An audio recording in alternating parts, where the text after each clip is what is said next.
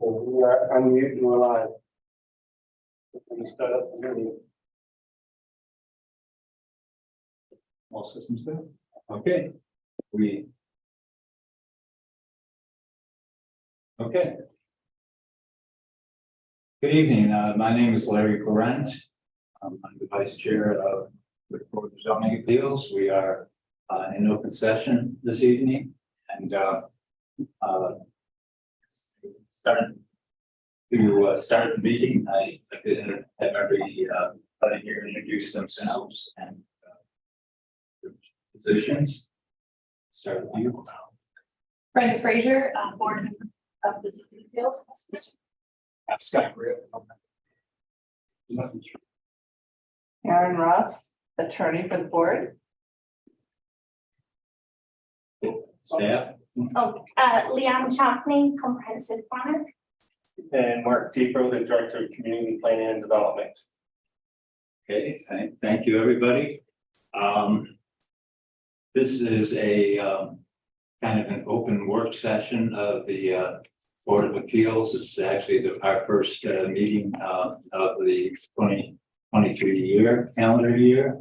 And I guess we've had the introductions. There are no public hearings at this time. On our agenda, we do have several items of business. And I guess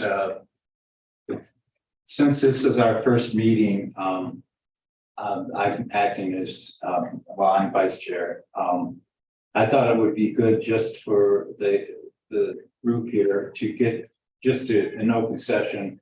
Maybe it's like, coming back from summer vacation to third grade to get to know each other just a little bit. So I'm just going to say a few things about my background as it pertains to the board, and you can say something or just pass the gavel. But anyway, my name is Larry Parent. I am vice chair of the board. I've been on the board since 2014. I am a lawyer and also a retired business person.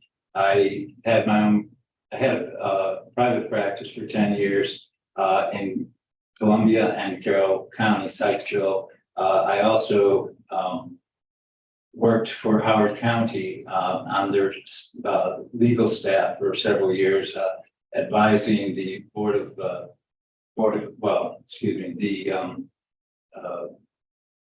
Public Works Department, the police department, the county administrator, and some other folks. And after 10 years of private practice, I went into the telecoms industry really for the rest of my career until my retirement. I did a lot of work, particularly early on, getting zoning permits and approvals from local governments really around the country. So I spent many an evening or an afternoon actually in the chairs facing us today. So I've retired. I'm here on the board, and I'm also a member of the Westminster Rotary Club. So happy to be here. My next. Sure. Mine's not nearly as exciting as yours, Larry, but I'm older than you. Brenda Frazier. I've actually lived and worked in Carroll County. I live in Westminster City District, obviously, but for 20 years I've been here, and I am currently the Vice President of Development for Carroll Hospital Foundation. I am a past member of the Westminster Rotary Club, kind of a pseudo member. We'll change that. And I think that's it. Scott Graff, grew up in Mayberry, Maryland, towards Tawnytown in the northwest part of the county. Moved to the Westminster area in the early 80s, and I've been a resident here ever since. Right out of college, I worked for a couple of years for the state of Maryland, General Assembly, the Senate at last, and then took a job with Carroll County. Worked in their comprehensive planning department for 17 years. Moved from the land of clouds and pixie dust over to the land of bricks and mortar, and I've worked for the Department of Public Works in Carroll County for the last 6 years.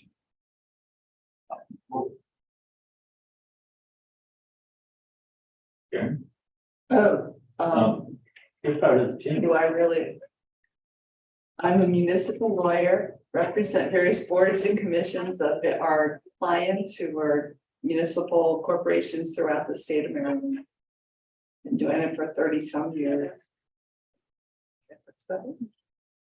I didn't think I had to participate in that part. Oh, for one. Larry makes you participate in everything. Oh, yeah, sorry about that. That's But also just a little fact, that I just found out a few weeks ago is that your partner that I used to, rent the, office space from, her father. Bob Levan, yes. So anyway, so there's sort of. Yeah, that's that. Leon? Comprehensive Planner at City of Westminster, been employed for the last over 2 months there. Prior to that, I was a planner in England for 9 years, working in local government for planning consultancy and regional government in the state primarily, which would be equivalent to comprehensive planning. So I'm enjoying my new adventure at Westminster and looking to working with you. Other little fact, I lived and worked in England for 6 years, so we probably can have some pub tales or something like that sometime on them. So when we're off the record. Preferably, yeah. Yeah. Where to start? Been doing this a long time. City of Frederick is a planner. Gaithersburg is a long-range plan director of planning. Frederick County as the director of development review, and then the deputy director of planning. Loudoun County zoning administration, and then here. So been around and been here for I think almost 3 years. And in case anybody, in case somebody missed anything, my name is not Ed Kramer. He was here for 18 years. Now, that would be a long introduction. That would. If I may say something. Yes, I assume you work with Steve Warren in Frederick County? No, Steve and I missed each other all the time, so Eric Soder was the director, I was the deputy director. And then I went to Loudoun County, and then Soder went more into private practice, and then Steve Horn was hired. But he held my position here Yes. years ago. He worked for the city of Westminster prior to going back to. Yeah. So I've talked to him, crossed paths, but never worked together. Just curious. Anything else from anybody on the chit chat side? Okay, then I guess I turn it over to Mark. We have Board of Zoning Appeals elections. My name's not on there, so. And again, so Ed Kramer was the chair for the Board of Zoning Appeals. And Larry obviously was the vice chair, and with Ed's departure, we're lacking a chair for the Board of Zoning Appeals. So we would need to take a vote, a nomination and a vote for the chair, followed by a nomination and vote for vice chair. If I'm following that correctly, I'm sure Karen's going to now point out. Unusual that is unique to Westminster. Yeah, no. No, I think that's exactly what you would do.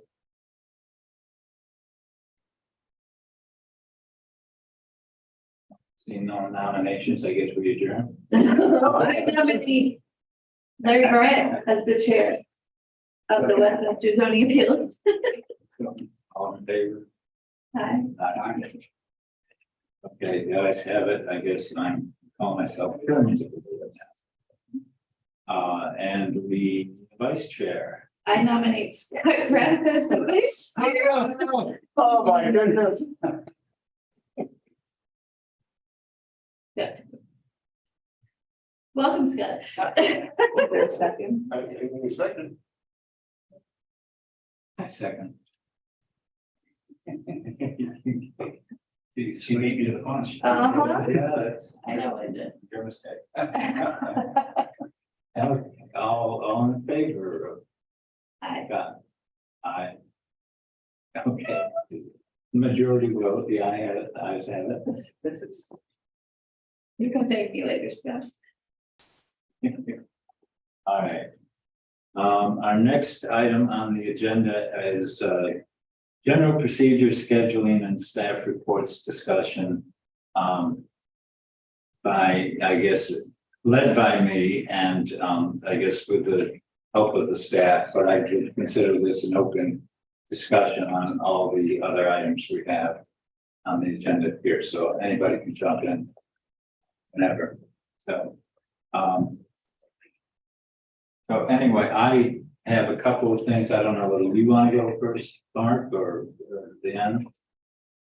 I would think I guess the primary things talked about is just general procedures, and I know Carol will get more to the procedures of meetings. I'm guessing that's what you're going to touch on, the order of evidence and motions and things like that. In this case, I think we're looking more at establishing and setting up agendas.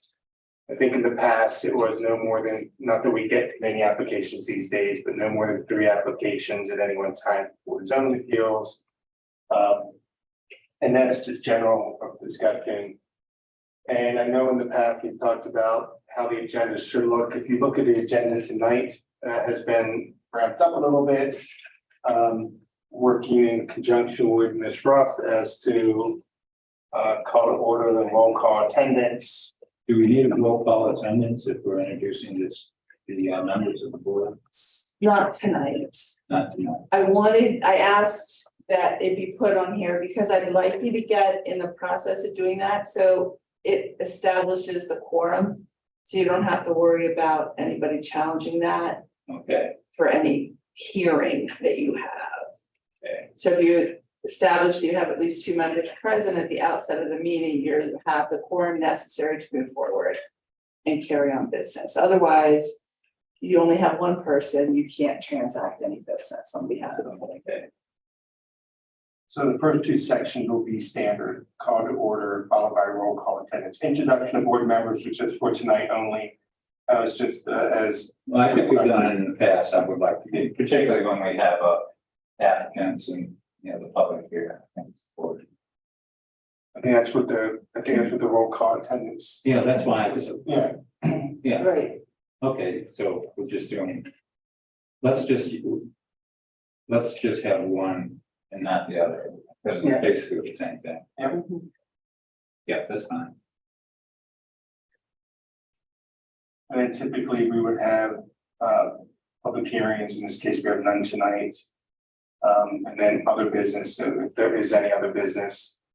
I guess the question I've always had is, do we list agenda items even though there's no item under that agenda, or should it just stick to the agenda items that are being discussed? And other places, just standard, you have it and then you just put a none under it. Is I that, would prefer just, you know, putting on the agenda what needs to be on the agenda. And not just use a format. Well, with the other business, that would give one of Sure. us an opportunity to raise a question that's not pertaining to the hearing, if that's like a standard. Yeah, if I might, you're right, what it would allow you to do is say, we haven't reviewed the rules and procedures in 14 years, maybe we ought to put that on the next agenda, or I'd just like to make an announcement, I will not be at the next meeting, you know, it Yeah. give people just an opportunity to. yeah, and that's if you just have other business that, you know, as Yeah. opposed to open. But then the chair can call for, is there any other business? Right. And if nobody has anything to say, then you can adjourn. Move to adjourn. Anybody else? Hearing none? and then I think the other thing was staff reports discussion. They've changed over time. From, I guess, prior to me being here to me being here now. I think one of the primary changes, I think we try to put more information into the staff reports than maybe was in the past. I think we try to do motions, I think we've added motions, that kind of guide a little bit too. I don't know if that's something you want to continue us doing as recommended motion for approval, recommended motion of denial or other. As we put that in the staff report as well. So, No, that's, I would say yes to all of that. Plus, one of the things I have a concern about, I think we need to discuss is in the past, again, I've been here since 2014, but in the past, when we had a staff report and you go through different sections or different parts of the application, while we have a recommendation that the applicant give, testimony about ABC and whatever. But I think at some point within the staff report, the staff should make recommendations to the board as to, with the information that they're working with, are they recommending specific, actions? Do we accept, do you recommend that we accept the application or some guidance to the board so we know that the information you have and that you're giving us, that you then go on to the next step and say, this is our recommendation. And that doesn't mean we're going to accept your recommendations. In the past, and to be quite honest, that's why I removed it. Staff spends a lot of time in the staff reports and recommendations, and we're finding that every recommendation by staff was ignored. So it got to the point of what effort and what was the purpose of providing recommendations if it wasn't accepted. I guess that's the thing, and Was that specifically with this body or was that with the planning commission? I take which I've been here. Planning commission follows recommendations typically, or they'll talk through them. That's the private HTC as well. Well, just from my perspective, taking an extra 20 minutes and you're making your staff report, just to put a couple sentences in about the recommendation and maybe reasoning, behind it or something like that. I think I've always found it helpful. I don't know about, you guys. But. No, I agree. I think it helped. I mean, obviously, the more than we do as far as the details. I mean, that's what we rely on staff to, I don't know that book inside and out, nor will I ever know that book inside and out. But that's why we rely on you to say, no, we're not always going to agree, but I think it does help us see the reason why either way that we should make some consideration. So I think it's helpful too. And Karen can jump in at some point here. I think she prefers we provide recommendations. I'm hesitant because typically in most cases, it should be denied. Recommendation of denial should be applied. And I'm concerned that if you have staff following the code and stating it doesn't meet the requirements, it should be denied, and Board of Zoning Appeals approving it, and it's challenged, that again, I see a conflict there. So if we can further discuss it, but I'm still a little hesitant. Maybe you can work on the language, where that recommendation is, working with Karen. I'm still just a little hesitant of providing staff recommends denial because X, Y, and Z. But isn't that standard practice? Like, for example, if I go to Prince George's County and you get a staff report from Park and Planning Commission, it'll have a recommendation in it. If you go to other counties or other jurisdictions, even municipalities, they generally have a recommendation. So I Yes think and that's no. standard practice, isn't it? For planning commission, yes. For historic district commission, yes. For BZA being a quasi judicial, no. That's Frederick. I remember Frederick County, this back and forth with legal staff there because we initially provided recommendations. They stated no unless you had a hearing examiner. So they used the Baltimore County or Baltimore City example that you actually had a hearing examiner as the quote unquote staff professional that would almost as a court setting would sit there and provide their recommendations. And you had then, again, it was treated almost as a court.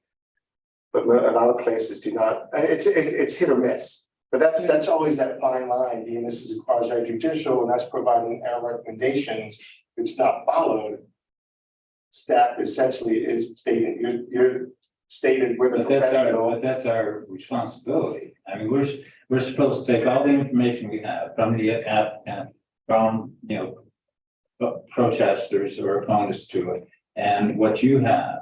And, we obviously get a pretty good idea from the pros and cons from the public, but to have part of the information without any idea of where you're going with it doesn't help, doesn't bring us, withholds a certain amount of information that I think is useful.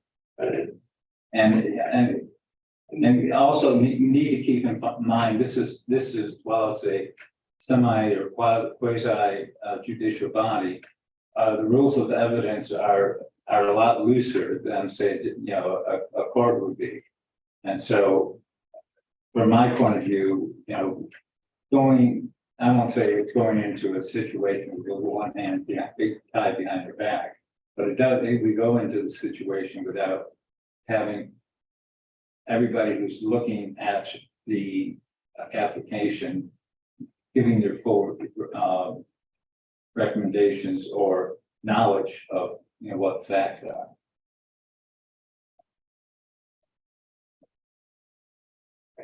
Again, it's that fine line again, and I think you were hitting on initially that it's the applicant's responsibility to provide evidence and to provide to demonstrate compliance and for approval. The other ones who should be providing that information that you as the Board of Zoning Appeal take into account to make your decision. Well, we take the staff report very seriously. I would tend to disagree. Well, just because we don't agree with you all the time. Never. It's not all the time. It's never. And again, that's my concern, is that staff is following the rules and following the Board of Zoning Appeals, and we're stating USBZA, per your own rules and regulations, should deny this. And that's not happening. So that's the conflict that I have, that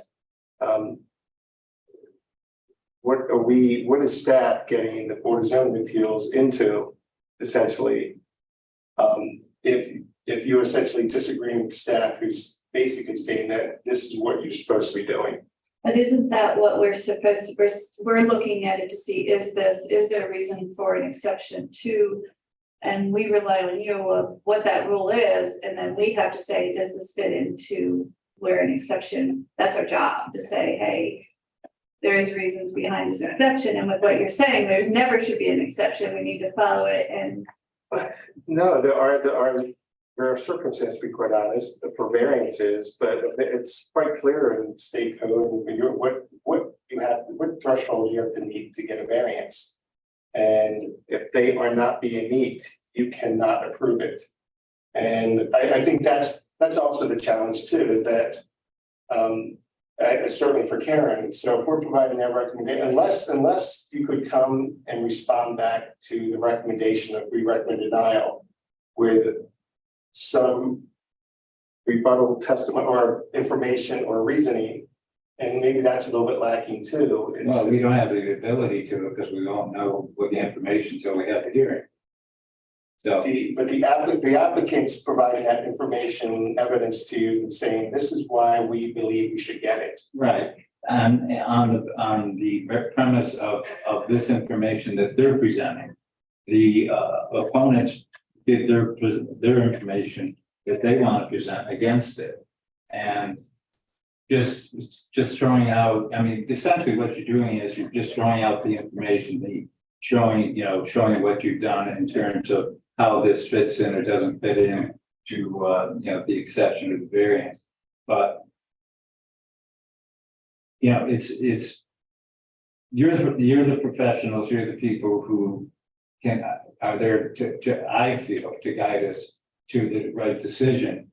And if you admittedly know that we don't always accept your recommendations, I mean, that should give you comfort that you're not impeding what we're trying to do as a board.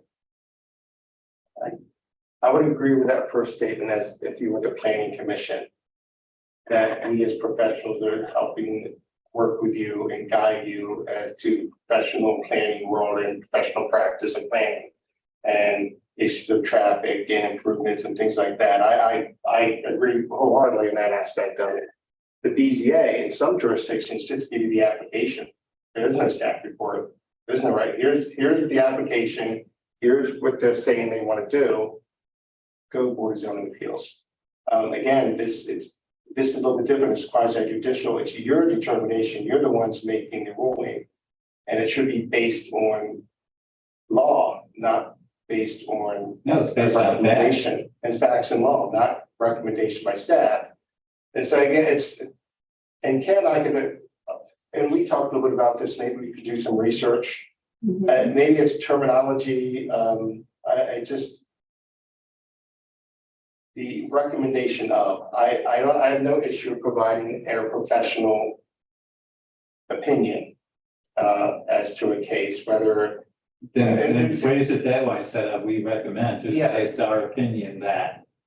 Well, I mean, it's that, and we still somewhat do that, that the applicant hasn't provided information so it's hard to even argue it. Because they haven't provided sufficient information. That's and to be quite honest, in the front end. If you want to look at changing things, that I think would better the BZA and staff. We have an application that's submitted, nothing but an application, maybe a letter. And then the pre-hearing statement comes 15 days prior to the hearing, and the pre-hearing statement is still not providing any information, it's just telling you who might be providing testimony and their background. There's nothing in the procedures that says you need to submit, you need to demonstrate compliance with, you need to, the application should be, in my mind, should be updated. It clearly state if you're submitting a special exception request, you need to provide testimony, evidence, or some documentation addressing each one of those elements of a special exception, just as with the variance. Right now, it's not done that way. So we ask for that. We asked for it the pre-hearing statement side. I've kind of added it to that to get additional information pre-hearing. And that gives us 15 days to really throw something together before a meeting. My thought is. When they're filing the application, have them file the statement at that time. So that gives you more time. So here's my package. I've got my application, which is just fill in the blanks. And here's my, my applicant statement of that. Or whatever it's got. I can't remember how I have. But anyway, it had that done together at the same time so that it gives you more time to say to the applicant, well, I need A, B, and C because you didn't give it to me in your application or your statement back. And that gives you more time to ask for additional information. I agree completely with you. Sorry, Karen. No, if I might, so if we look at section 8 of your rules of procedure. Your pre-hearing requirements apply to special exception variances and administrative appeals. So they apply to all the issues that are going to come before the board. And it says the applicant or petitioner must file an original pre-hearing statement with the board no later than 15 days prior to the date of the hearing. The statement has to include, and it does say a statement of the grounds upon which the application is based, copies of reports, a summary of expert testimony. So if they don't have a complete document, it shouldn't be accepted, correct? But this is the catch. It must include, so. But an application submitted first, not the pre-hearing statement. So the application, we've already advertised the hearing before the pre-hearing statement is even provided to us. But I think that's what Larry's saying, is if we amend this to say that the pre-hearing statement must be filed with the application, this is a justification statement, it should be submitted with the application. application. Yeah, I don't think it should really be a pre-hearing requirement, it should just be this is Justification an statement. application, and under that section of application, then you provide all this. At pre-hearing, that's always been. I've never understood that, how we can advertise something and then wait for a pre-hearing statement that is lacking several things. And we incur the, that's additional cost we have to incur to advertise again. We don't put that back in the applicant. Even for, that's another element I want to talk about is fees at some point that happens a lot. We'll get the pre-hearing statement, it's not enough. You're not providing anything in the pre-hearing statement. We have to bump it, then we have to re-advertise. And again, we pay for that, not the applicant. But if you put the requirement of pre-hearing statement up front. At the front, it gives us plenty of time. Exactly. So that would be, And the burden is on them, and if they don't give you the information, I then don't accept the application. the board can't approve it. If they don't have a complete submission, then you wouldn't accept it. I wouldn't accept the application. That's what's lacking. And right now, it's just they fill out the one sheet application. I'm requesting a special exception. Like I said, if we're lucky, we get a little quick letter or email where they're kind of explaining what they want to do, but no, absolutely. What does it take to amend this verbiage? Just us, or is there? So the rules of procedure is this board. Okay. You have the ability to amend it. If you look on the very back page, it says the rules may be amended from time to time by the majority vote of the board. So, you could direct that changes be made and we could adopt them at the beginning of your next meeting. I would think that's a very good idea, whatever we're discussing here, where we can change the rule. That's how Okay. we get it done.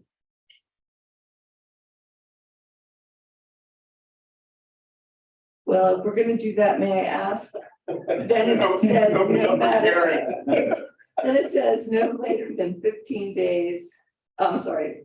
Where the persons or entities, this is two, intending to appear in opposition. Must file a similar pre-hearing statement no later than 7 days prior to the date of the hearing. Is that timing still good, or should that be changed too? It's not adhered to. Okay, We tell people they can't do anything, write anything, but if they show up at the meeting, they want to add it to evidence, it's been taken. And that's, so I don't know why, what is the purpose of 7 days? So I wouldn't mind having Karen and I look at this entire document and try to bring it up to current standards and practice. Why don't we do that? Why don't we, rather than doing it piecemeal, why don't we do it all And at you once? can do it so it's red lines and see Yep. what you're. Yeah. absolutely. Can I make a recommendation while you're talking about it? Maybe it's on your, there was, I forget where it was. 20 days prior, it has to be advertised in the newspaper.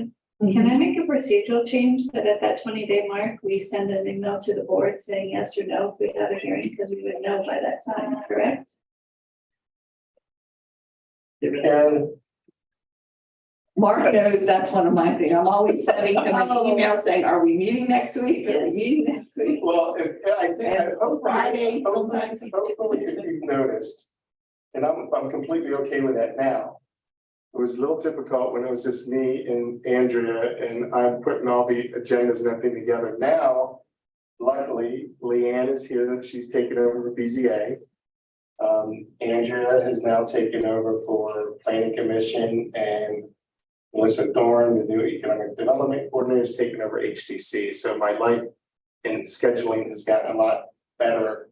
So the report should be coming out a little bit sooner. Agendas out to the chair sooner, and we can certainly, once it's accepted, we advertise. We can send something to the BZA members. Both ways, if you don't advertise something, please send us that too. Right. Yeah. That would make a whole lot of, that would help. We can add that to the calendar of activities would be 20 days prior. Like the 15th of the month or whatever. Yeah. any of that. Yeah.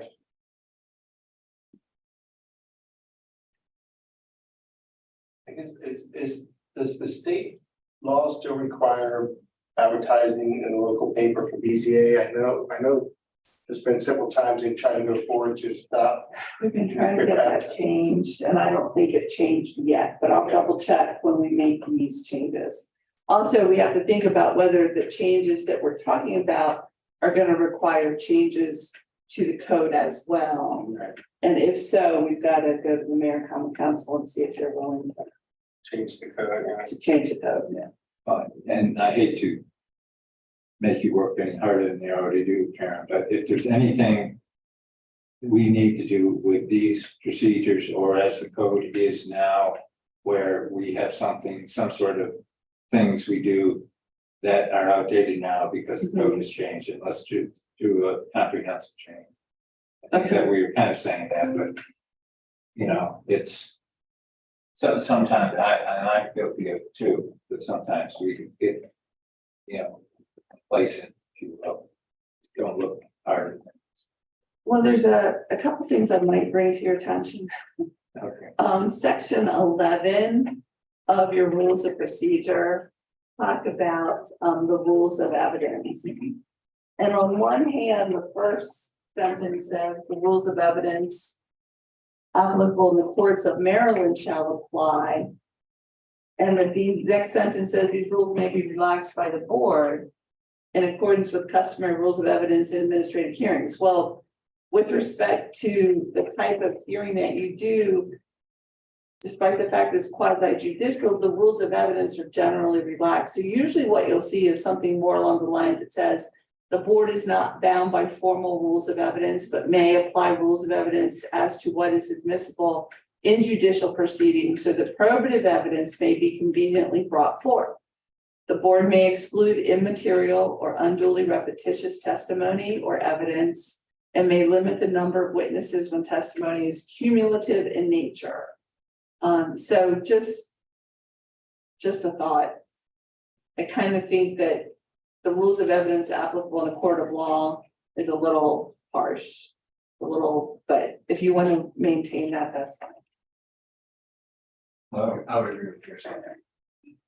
having been in. I just say, Larry, do you agree or disagree? That'd be interesting. Well, no, I would say, given enough time, I'm not a courtroom lawyer, but I know enough about courtrooms that we don't want to bond, we want as much flexibility as we can have, you know, without compromising the applications and I guess the work we have to do. So I would agree with you.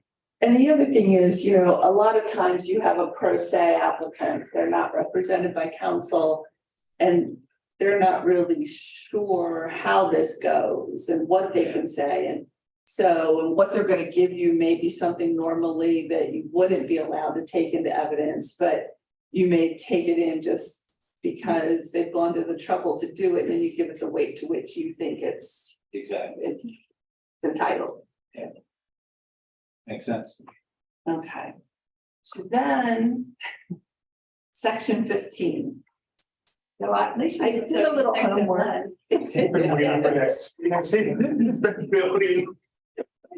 Little homework. So on section 15, it talks about exhibits of record. All evidence and exhibits presented to the board shall be duly numbered, made a part of the case record, and included in the case file. So what I would ask, Mark, if it's possible to have like the application always be exhibit 1. So the application and all its attachments will always be exhibit 1. Exhibit 2 would be the justification statement that we're now going to call it, or maybe it's not even a separate exhibit. If we're going to make it part of the application, it'll be part of that. And then exhibit 3 maybe is always the notice of hearing that's in the Carroll County Times as evidence of the fact that it was properly advertised. Maybe the next exhibit is the sign certification, so we know the sign was posted. And then the staff report. And then after that can come documents that are not attachments to anything else, maybe maps or plans that you want to have part of the record, or they come with that night, or any county or state agency comments that you might get regarding a special exception. And then also letters, emails that you might get from residents would come in. Because that way we can have the chair move all of the exhibits that you've identified into the record. Because normally in court, you would do exhibit 1 and then you do exhibit 2 and they'd mark them and that's not how we have traditionally done it. But they seem to always be labeled attachments to the staff report. And I think it might be cleaner if we can identify them as exhibits. Do you see what I'm saying? Just so it's easier for reference also when you're drafting the decision of the board to not refer to exhibit 3, which is the staff report, attachment C, which is something else, because it gets a little convoluted. Makes sense from my perspective. And that's just easier, as we go through cases, that exhibit 3 is going to be the staff report or, whatever it is. So that, just makes it easier, I guess, for us to compartmentalize and deal with. And Karen can work together and come up with kind of like a general outline. It doesn't have to be in here or anywhere in the pages. No. There's some guide that we could use that kind of outlines that. Copy, fine. Absolutely. I like standard.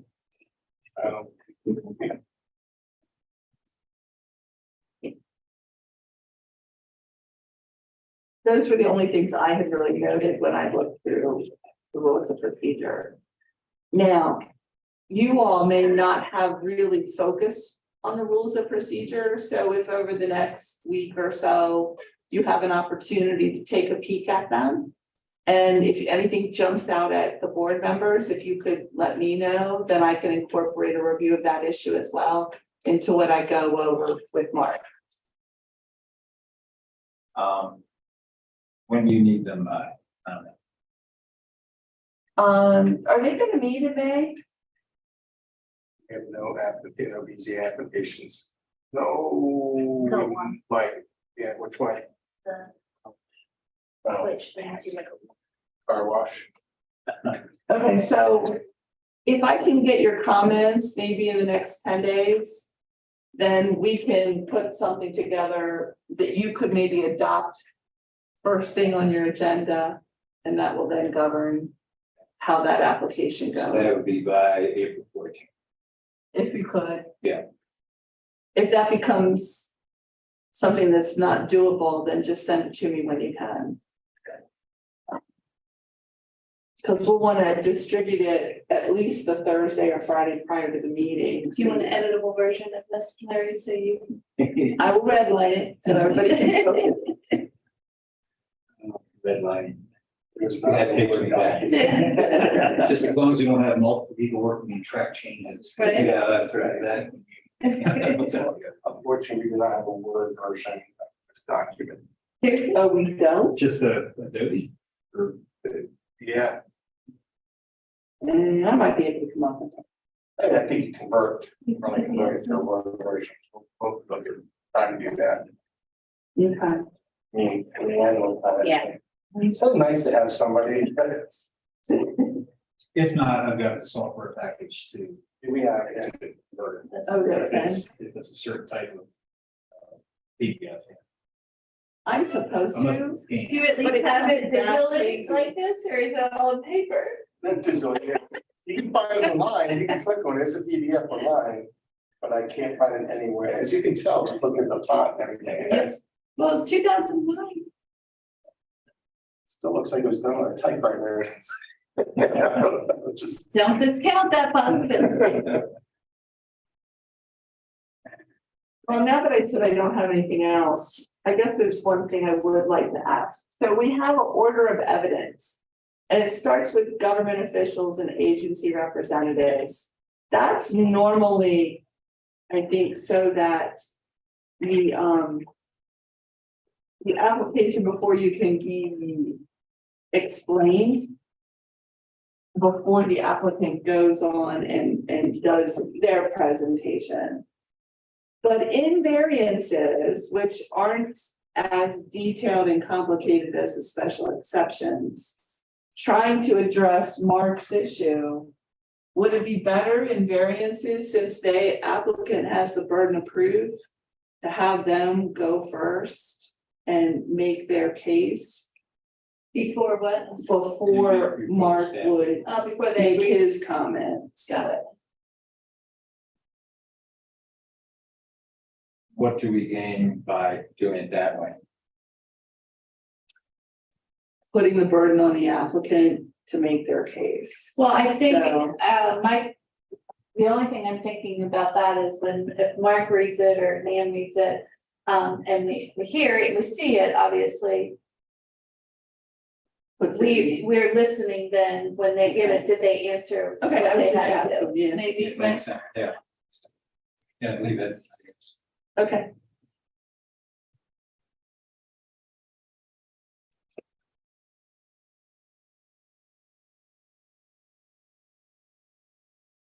Any other discussion on the legal issues and procedures?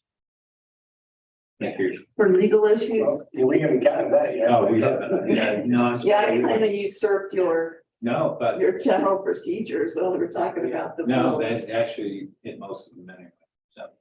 So there was just one or two other things I wanted to touch base on. So the legal issues, as far as I'm concerned, I think procedurally, you all operate well, you know, you do your motions and they're seconded. And I know that you've been inundated with memos from me and emails from me about trying to couch your motions in a way that give me the information that I need to draft the decision.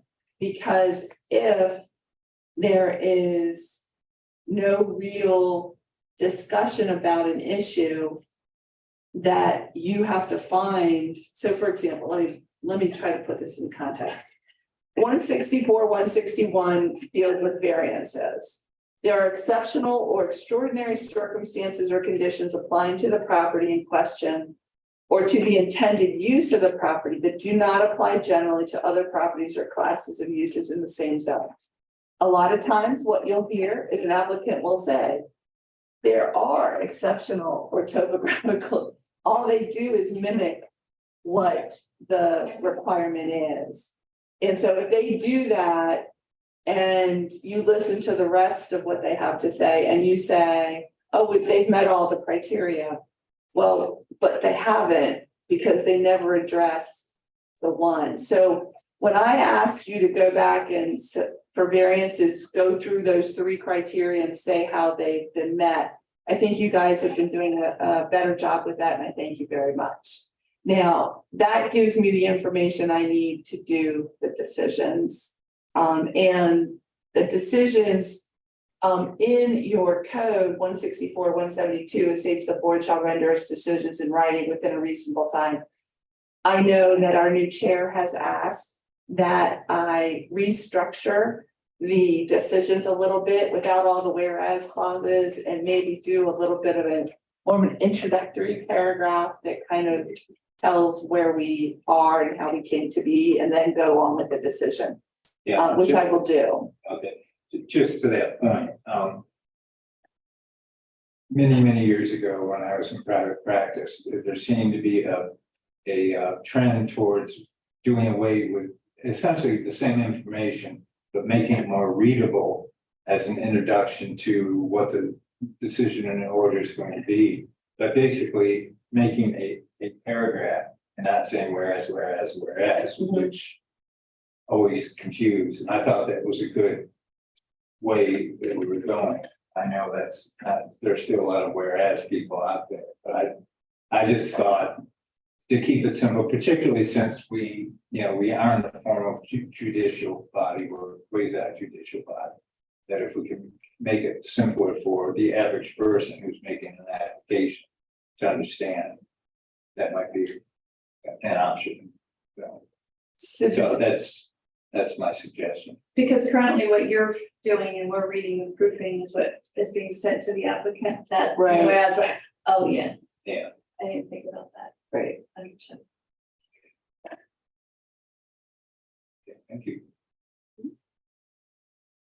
anybody have any other comments or requests with respect to how the decisions are formulated or written? Briefer, I'm sure, would be nice, but I will work on that as well. No, I think generally, you give us enough time and, you know, to go over the information, and I think the flip side of that should be if it turns out, and I know you send it out to all of us individually, which is like, good, but if it looks like that maybe one of us on a regular basis seems to be slowing things down, and it could be me, you know, just. You're talking about me. I don't know about him. But no, I just, yeah, I think you're giving us enough time to, you know, to get them back to you. I think our rule of thumb at one point used to be try and get a decision in order out, you know, within 30 days. And I think most of the time we're able to do it or come close to it, so. I do think that's a big deal for the folks coming, Yeah. because they're on hold of whatever it is they're doing. Yeah. So, And so the reason I send it to you individually, or if I send it to a group, I ask you not to reply all, is because of the Open Meetings Act and what the Open Meeting Compliance Board has held to be meetings that were not properly advertised and things like that. So that's why if I send them to you individually, it's just, I get all of your individual comments and I make those changes, and then I'll send that out one last time for everybody to review.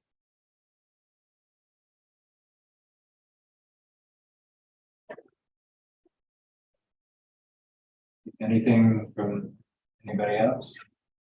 And I would just say again, you know, Ed obviously was very open and, you know, in terms of people jumping in and speaking and, you know, discussion, whatever, and, you know, I think that's a good way to keep things going.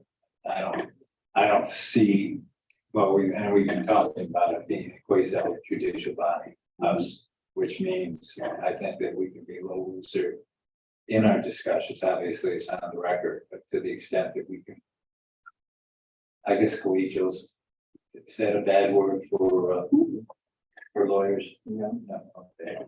It's a good one.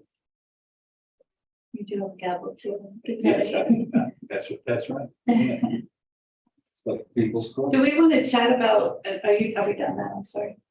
You still That was really it. A lot of what I wanted, I already talked about in the rules procedure. Mark, I guess this is a question for you, just because for whatever reason, are we on the hunt for an alternate? Yeah, no, that's. Always not, if you have somebody in mind. I don't, I was hoping that somebody was thinking about that, so I know somebody might be. Okay. Retire here soon. yeah. Hence why not, Okay, any other business before this board? Can I have a motion for adjournment? so moved. Second. And our meeting's adjourned. Thank you very much, everybody. I think we did it reasonably well.